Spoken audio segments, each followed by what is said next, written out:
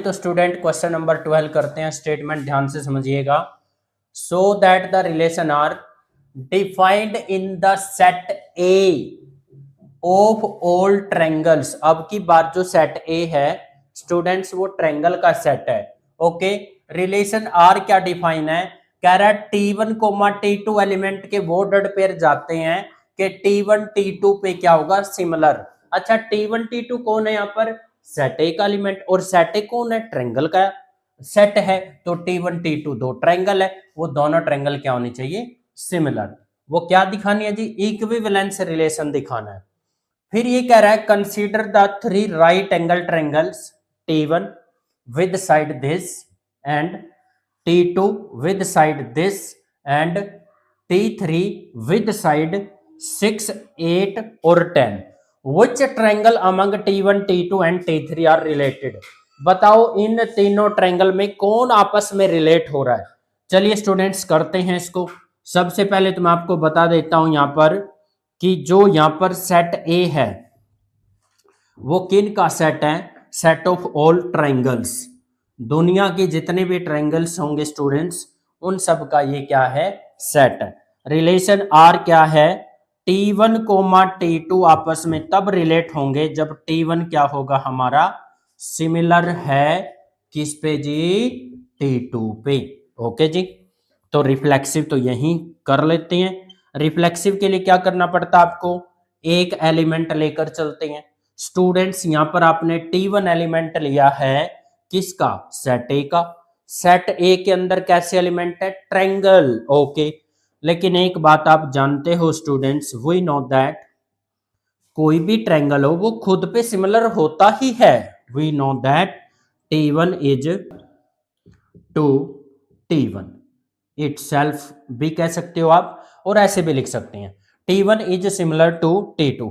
जब T1 T2 पे similar है स्टूडेंट्स तो इसका मतलब T1 रिलेटेड है किससे? T1 से।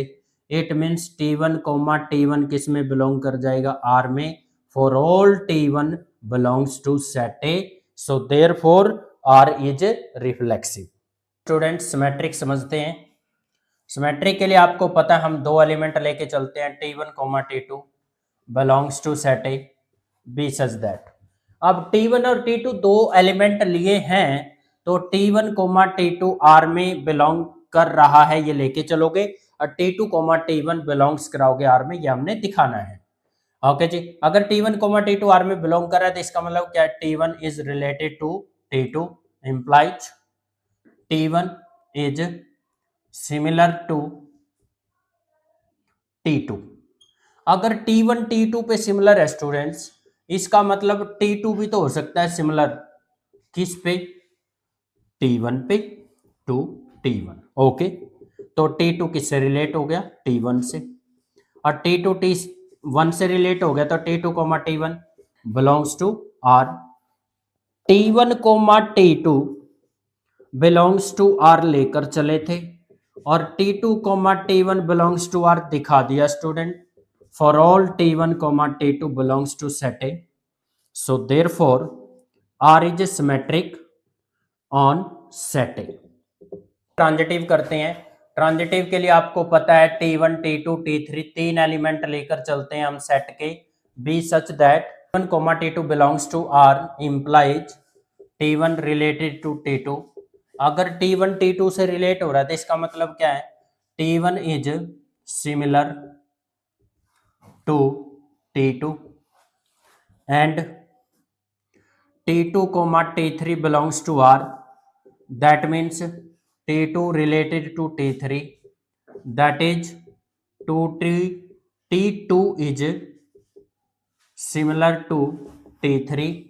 भाई T1 तो T2 पे सिमिलर हो गया और T2 T3 पे, तो मेरे भाई 9th क्लास से रिजल्ट पढ़ते आ रहे हैं जब एक ट्रायंगल दूसरी ट्रायंगल के सिमिलर हो, ये सिमिलर का सिंबल होता है, और दूसरी ट्रायंगल तीसरी ट्रायंगल पे सिमिलर हो तो मेरे भाई पहली ट्रायंगल तीसरी पे ऑटोमेटिकली सिमिलर होती है।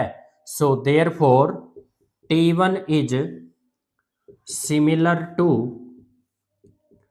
T1 is similar to T3. This is implies T1 related to T3. This is implies T1 comma T3 belongs to R.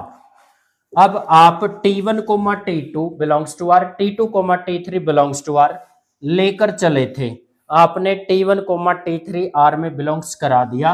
So for all T1 T2 T3 belongs to set A, so therefore R is transitive on set A. तो 3 right angle triangle दे रखी हैं, पहली T1, दूसरी T2 और तीसरी क्या है T3. T1 की साइड 3 4 5 है, T2 की साइड 5 12 13 है, T3 ट्रायंगल की साइड 6 8 10 है. मैंने आपके सामने यहाँ पर 3 ट्रायंगल बनाए हैं T1 T2 T3 के नाम से. अब रिलेशन क्या था, यहाँ पर जो T1 है वो T2 से कब रिलेट हो रहा है स्टूडेंट, जब आपका T1 सिमिलर हो किस पे, T2 पे.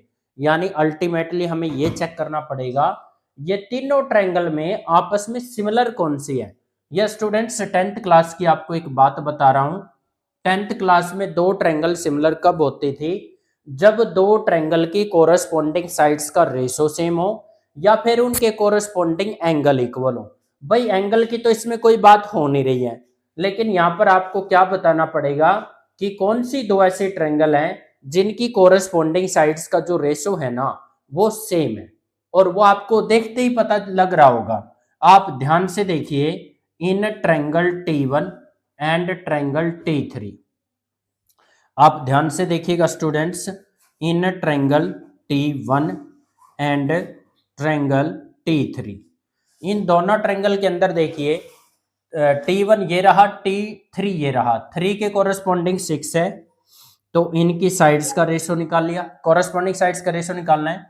4 के कोरस्पॉन्डिंग 8 है और 5 के कोरस्पॉन्डिंग 10 है. तो 5 के कोरस्पॉन्डिंग अगर 10 है तो 3 1 जा 3 3 2 जा 6 4 1 जा 4 4 2 जा 8 5 1 जा 5 5 2 जा 8 1/2 equal to 1/2 equal to 1/2. T1 और T3 दो ट्रायंगल की कोरस्पॉन्डिंग साइड्स का रेशो सेम है student. So T1 is similar to T3. अच्छा, T1 T2 पे सिमिलर इसलिए नहीं है क्योंकि 3/5 4/12 और 5/13 इनकी कोरस्पॉन्डिंग साइड्स का रेशो सेम नहीं है. ऐसे ही T2 T3 के ले लो, 5/6 आया, 12/8 आया, 13/10 आएगा. तो T2 और T3 ट्रायंगल का भी कोरस्पॉन्डिंग साइड्स का रेशो सेम नहीं आ रहा है.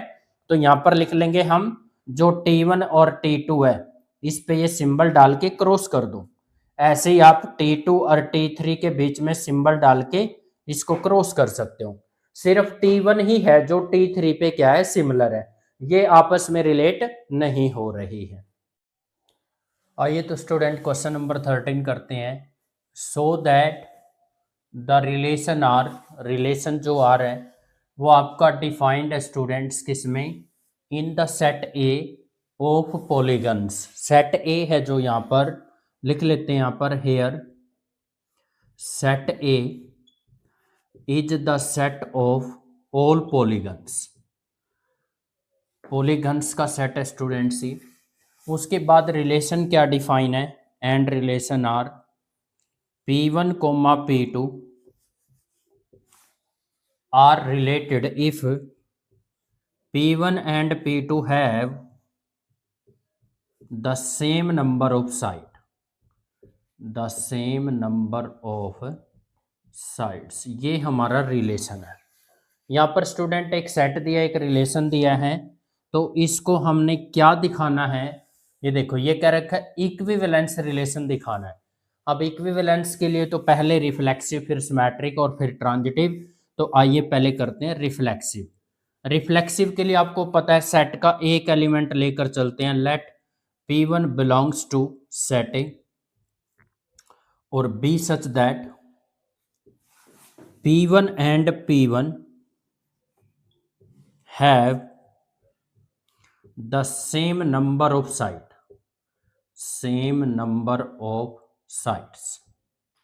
यहां पर आप पॉलीगन समझ ही गए होंगे students. A closed figure is made of the side, एक ऐसी क्लोज फिगर जो साइड से बनती है। अब पॉलीगन का एग्जांपल हमारा ट्रायंगल भी हो सकता है, क्वाड्रिलेटरल भी हो सकता है, पेंटागन भी हो सकता है और आपका हेक्सागन भी हो सकता है। एक्चुअली में बात क्या है, यहाँ पर जो P1 है ना और यहाँ पर P1, ये दोनों क्या हैं आपके सेम हैं। अब सेम होने का मतलब अगर ये दोनों ट्रायंगल है तो दोनों के पास 3 साइड होंगे, इसका मतलब सेम नंबर ऑफ साइड है दोनों के पास। अगर ये दोनों क्वाड्रिलेटरल हो तो इसके पास भी 4 साइड है, इसके पास भी 4 साइड है। तो आप कोई भी पॉलीगन इटसेल्फ लोगे तो उसके पास सेम नंबर ऑफ साइड तो ऑब्वियस सी बात है कि होगा ही होगा।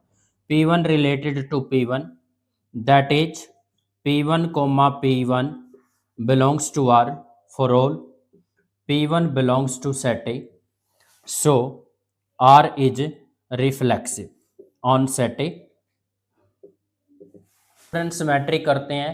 सिमेट्री के लिए आपको पता है हम दो एलिमेंट लेकर चलते हैं सेट ए के, बी सच दैट,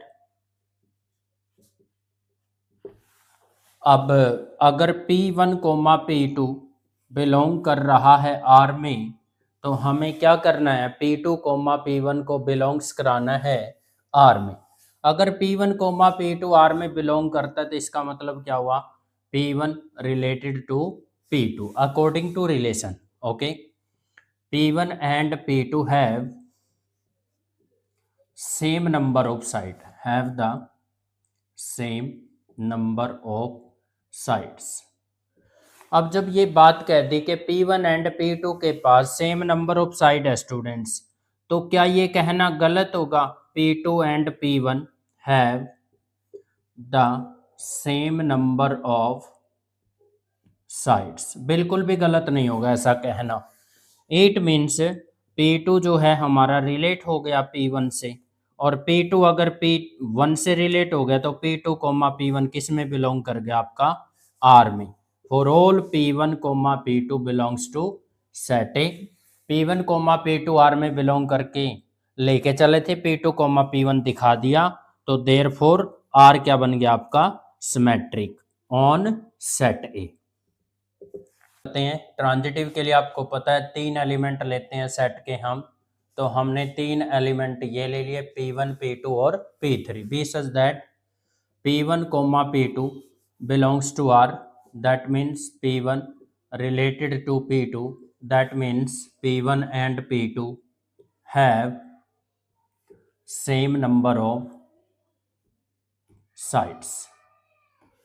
P1 और P2 के पास सेम नंबर ऑफ साइड होंगे student, and P2 comma P3 belongs to R, that means P2 related to P3, that means P2 and P3 के पास भी क्या होगा आपका, same number of side.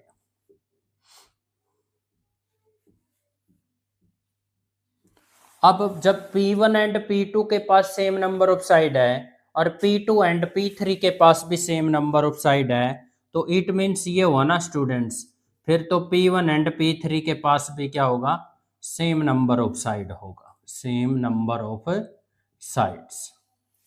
It means P1 related to P3, that means P1 comma P3 belongs to R for all P1 comma P2 comma P3 belongs to set A.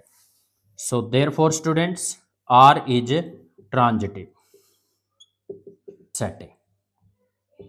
तीनों दिखा दिया students, symmetric भी, reflexive भी और transitive भी। R is reflexive, symmetric and transitive on set A, so this is implies it is equivalence relation. ये बन गया हमारा स्टूडेंट्स इक्विवेलेंस रिलेशन। आइए स्टूडेंट्स क्या करना है, to find the set of all element in set A. Set A के अंदर सभी एलिमेंट का जो सेट है ना वो क्या होगा, रिलेट होगा किससे, राइट एंगल ट्रायंगल टी से। राइट एंगल ट्रायंगल टी से रिलेट होगा, और राइट एंगल ट्रायंगल की साइड दे रखी है 3, 4 और 5।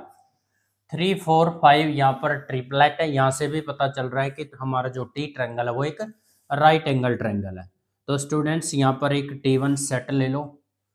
T1 आपने एक एलिमेंट लिया जो सेट ए में बिलोंग करता है, और T1 एलिमेंट अगर सेट ए में बिलोंग करता है तो हमें करना क्या है भाई, टी ट्रायंगल से रिलेट होने वाले सभी एलिमेंट का सेट निकालना है, और वो सेट ए में से आ रहे हैं। तो सेट ए का एक एलिमेंट यहाँ तो हमने T1 लिया, टी से रिलेट होने वाले एलिमेंट कहलाते हैं equivalence class of T. It means set A के वो एलिमेंट जो टी से रिलेट होंगे, that is T1 related to T. Okay भाई, अगर T1 रिलेट हो रहा है टी से तो इसका तो मतलब ये हुआ ना, T1 and T have the same number of side by the relation, same number of sides. यहाँ देखो P1 comma P2, that means P1 relate होगा P2 से, तो इसका मतलब क्या है, P1 and P2 have same number of side. T1 related to T, T1 and T2 have क्या हो जाएगा, सेम नंबर ऑफ साइड। मुझे ये बताओ स्टूडेंट्स, यहाँ पर जो T है, ये T क्या चल रहा है, यहाँ पर T चल रहा है ट्रायंगल, और ये T1 क्या है जी, T1 है जी हमारा पॉलीगन। कैसे पता चला जी, सेट से पता चला जी। जो आपका सेट ए है ना, ये पॉलीगन का सेट है, तो फिर आपका कहने का ये मतलब है ये तो हमारा ट्रायंगल भी हो सकता है, और ये हमारा क्वाड्रिलेटरल भी हो सकता है, ये हमारा पेंटागन भी हो सकता है, हेक्सागन भी हो सकता है। लेकिन जैसा कि आपको लाइन पढ़ के समझ में आ रहा होगा, T1 and T have same number of side, relation से पता चला अगर T के पास 3 साइड हैं तो फिर तो T1 के पास भी 3 साइड हुई, और अगर T1 के पास 3 साइड हुई तो T1 क्या हुआ student, T1 is the triangle. इसका मतलब सेट ए में बिलोंग होने वाले जो भी एलिमेंट होंगे वो क्या होंगे, ट्रायंगल होंगे। तो देयरफॉर स्टूडेंट्स क्या आ जाएगा, the set of all triangle, the set of all triangle in set A related to set T, that will be the answer।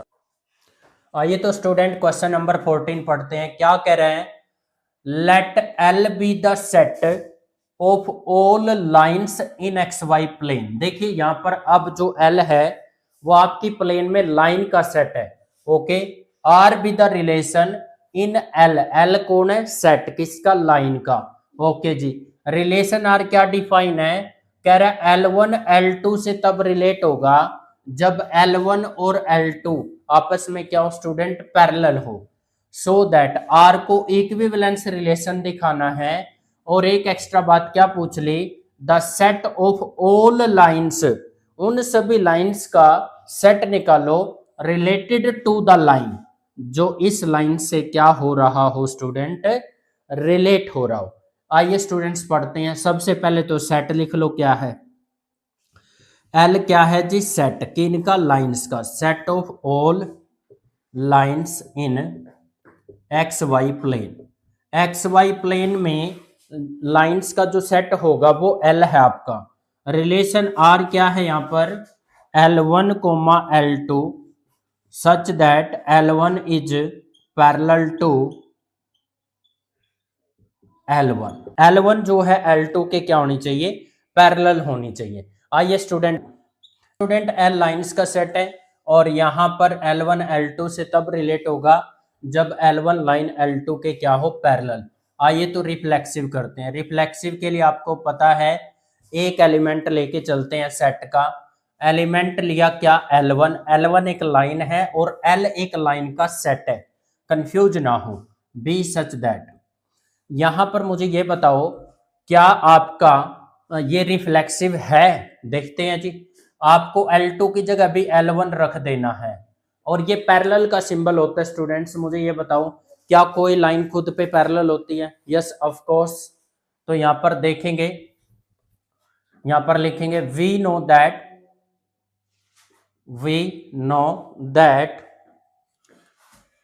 Any line is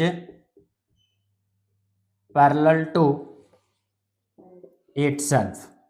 भाई कोई भी लाइन हो खुद पे पैरेलल होती है, so therefore L1 is related to L1, this is implies L1 comma L1 belongs to R for all L1 belongs to L, so R is reflexive on set L। आइए symmetric समझते हैं।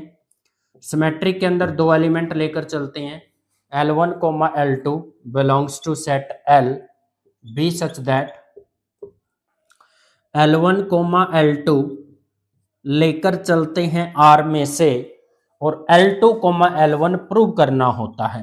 L1 comma L2 R में होने का मतलब L1 related to L2 और L1 L2 से related का मतलब क्या है, L1 is parallel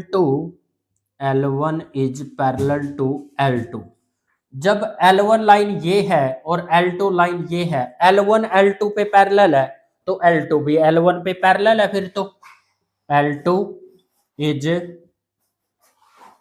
parallel to L1, this is implies L2 is related to L1, this is implies L2 comma L1 belongs to R, so therefore R is symmetric on set R। आइए students इसका transitive करते हैं। Transitive के लिए आपको पता है कि दो एलिमेंट नहीं तीन एलिमेंट लेकर चलते हैं और वो क्या है students, L1 comma L2 comma L3 belongs to set L। तीन एलिमेंट लेकर चलते हैं, be such that L1 comma L2 belongs to R, that means L1 is related to L2, that means L1 is parallel to L2। L1 जो है L2 पे क्या है, parallel है, and L2 comma L3 belongs to R, that means L2 is related to L3, this is implies L2 is parallel to L3। भाई आप एक बात बताओ, ये L1 लाइन है, ये पैरेलल है L2 के और L2 पैरेलल है L3 के, तो फिर L1 तो अपने आप नहीं L3 के क्या हो गया, पैरेलल हो गया। This is implies L1 is parallel to L3, this is implies L1 is related to L3, this is implies L1 comma L3 belongs to R for all L1 L2 or L3 belongs to set L, so therefore students R is transitive on set L। now the students to find the set of all lines related to the line, कह रहा उन सभी line का set निकालो जो इस line से क्या हो, रिलेट हो। स्टूडेंट्स इस लाइन का नाम रख लिया हमने L3। ओके जी, प्रूव करते हैं। भाई L3 से रिलेट होने वाले सभी लाइंस का सेट निकालना है, तो अल्टीमेटली आपको अब ये बात समझ में आ गई होगी स्टूडेंट्स कि L3 की इक्विवेलेंस क्लास निकालनी है। इक्विवेलेंस क्लास निकालनी है तो इसका मतलब क्या है, आप एक एलिमेंट ले लो किसका, सेट L का, सच दैट एक L1 एलिमेंट आपने सेट L का लिया और ये L1 किससे रिलेट हो रहा है, L3 से रिलेट हो रहा है। अब L1 L3 से अगर रिलेट हो रहा है तो इस बात का क्या मतलब है, L1 हमारा पैरेलल है किसके, L1 is parallel to L3। L1 हमारा L3 पे पैरेलल है स्टूडेंट्स, और L1 जब L3 पे पैरेलल है तो ये बात आप जानते हो कि हमने L3 किस लाइन को नाम दिया हुआ है, ऊपर लिखी है y equal to 2x plus 4। और आपकी नॉलेज के लिए बता दो स्टूडेंट्स, +1 क्लास के अंदर हम ये लाइंस की इक्वेशन स्लोप इंटरसेप्ट फॉर्म में पढ़ते हैं, y equal to mx plus c होता है। इसका मतलब इस लाइन का जो स्लोप है वो क्या है, हमारा 2 है। इस लाइन का स्लोप 2 है और ये अगर दोनों लाइन पैरेलल है, L1 आपकी वो सभी लाइन हैं जो L सेट के अंदर है और वो L3 से क्या हो रही है, रिलेट हो रही है। तो भाई L1 कोई एक लाइन थोड़ी है, बहुत सारी लाइन है सेट L के अंदर, वो सारी की सारी किससे रिलेट हो रही हैं, L3 से। रिलेट होने का मतलब क्या है, वो पैरेलल हो रही हैं। L1 और L3 अगर पैरेलल है, स्टूडेंट्स मेरी बात ध्यान से समझना, ax plus B Y plus C one equal to 0, ax plus B Y plus C two equal to 0, एक ये वाली लाइन और ये वाली लाइन, ये दोनों लाइन पैरेलल है, क्योंकि इनके एक तो एक्स वाई के जो कोफिशिएंट है ना वो इक्वल है। तो हमें इन दोनों लाइन में भी ऐसा ही करना पड़ेगा, हमें L1 ऐसी लाइन लेनी है जो L3 पे पैरेलल हो। L3 पे पैरेलल हो तो पहली बात ये होगी ना क्लियर, इनके एक्स वाई के कोफिशिएंट सेम होने चाहिए। तो y इक्वल टू 2x तो इसलिए लिखा। लेकिन आप यहां ध्यान से देखो, जो नॉन वेरिएबल टर्म है जिनको हम कांस्टेंट टर्म बोलते हैं, दोनों लाइन के डिफरेंट होते हैं। अगर यहाँ 4 है तो यहाँ डिफरेंट लेना पड़ेगा। डिफरेंट क्या ले लिया हमने, c, comma c belongs to r। c यहाँ पर कोई भी रियल नंबर हो सकता है स्टूडेंट, इवन c यहाँ पर 4 भी हो सकता है, लेकिन कोई दूसरा नंबर भी हो सकता है। तो L1 वो सारी लाइन है जो L3 से रिलेट हो रही है। इसका मतलब अल्टीमेटली आंसर क्या आ गया, सेट ऑफ ऑल लाइंस। भाई आप C की जगह 0 भी रख सकते हो, 1 भी रख सकते हो, 2 भी रख सकते हो, -1 -2, तो ये बहुत सारी लाइन दिखेंगी आपको, और ये सारी की सारी लाइन किससे रिलेट हो रही हैं, L3 से। तो इसने क्या पूछा था, L3 से रिलेट होने वाली लाइंस का जो सेट होगा वो कौन होगा, ये सभी लाइंस का सेट होगा जो L3 से क्या होगी, रिलेट होगी। क्वेश्चन नंबर 15 और 16 हमारे MCQ क्वेश्चन है, और इनको करके ना आपको बड़ा मजा आने वाला, क्योंकि ये MCQ है। तो क्या दे रखा है, सेट तो दे रखा है ये जिसके अंदर एलिमेंट है 1 2 3 4, और रिलेशन ये दे रखा है। तो या देखो, अगर इसमें 1 है तो 1 1 रिलेशन में होना चाहिए, 2 इसमें है तो 2 2 भी दिखाई दे रहा है, 3 इसमें है तो 3,3 भी दिखाई दे रहा है, 4 इसमें है तो 4,4 भी दिखाई दे रहा है। इट मीन्स आपका ये क्या है, रिफ्लेक्सिव है। यहाँ देखो स्टूडेंट्स, इसमें लिखा हुआ नॉट रिफ्लेक्सिव, काट दो इसको। और किसी में दिख रहा है क्या नॉट रिफ्लेक्सिव, नॉट रिफ्लेक्सिव और नहीं दिखाई दे रहा कहीं, ठीक है जी। अब सिमेट्रिक चेक कर लेते हैं। इक्वल वाले तो सिमेट्रिक के लिए चेक करने की जरूरत है नहीं, इसमें 1 2 है स्टूडेंट्स। क्या आपको 2 1 नजर आ रहा है कहीं, 2 1 कहीं पर है ही नहीं, इसका मतलब ये क्या हो गया आपका, नॉट सिमेट्रिक। तो वो देख लो जिसमें रिफ्लेक्सिव है और सिमेट्रिक नहीं है, R is reflexive not symmetric, तो आपका ऑप्शन नंबर बी आंसर हो गया students, that is the correct. अच्छा, इक्विवेलेंस इसलिए नहीं हो सकता क्योंकि सिमेट्रिक तो हुआ ही नहीं, ये वैसे ही कट जाएगा। उसके बाद इसमें आर इज रिफ्लेक्सिव कह रखा है, सिमेट्रिक कह रखा है, बट नॉट ट्रांजिटिव कह रखा है, कि ट्रांजिटिव नहीं है। एक बार इसका ट्रांजिटिव भी चेक कर लेते हैं। इसमें स्टूडेंट्स 1 2 है आपका, 1 2 है तो फिर आपका 1 2 2 2 1 1 4 4 1 3 1 3 है और 3 2 है, तो इसका 1 2 भी है।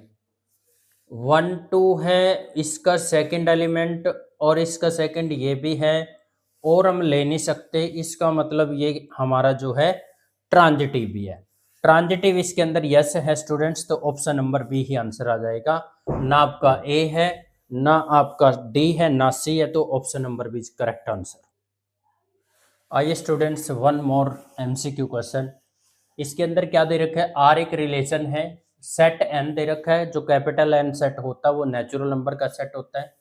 रिलेशन आर क्या डिफाइन है स्टूडेंट, ए बी से तब रिलेट होगा जब वो इस प्रॉपर्टी को सेटिस्फाई करेगा, और बी आपका ग्रेटर देन 6 है। स्टूडेंट्स पहले वाला एलिमेंट ए है, दूसरे वाला एलिमेंट बी है, यहाँ पर बी 6 से छोटा दे रखा है, इसको तो वैसे ही काट दो, ये इसका आंसर नहीं है।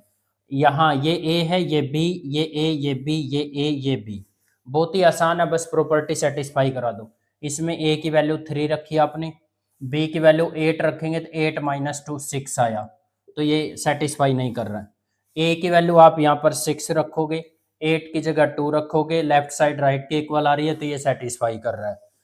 डी को भी चेक कर लो, ए की वैल्यू आपने 8 रखी, बी की वैल्यू 7 रखोगे, 7 माइनस 2 5 आया, ये भी सेटिस्फाई नहीं कर रहा है, तो करेक्ट आंसर क्या हो जाएगा, सी, रिलेट होगी।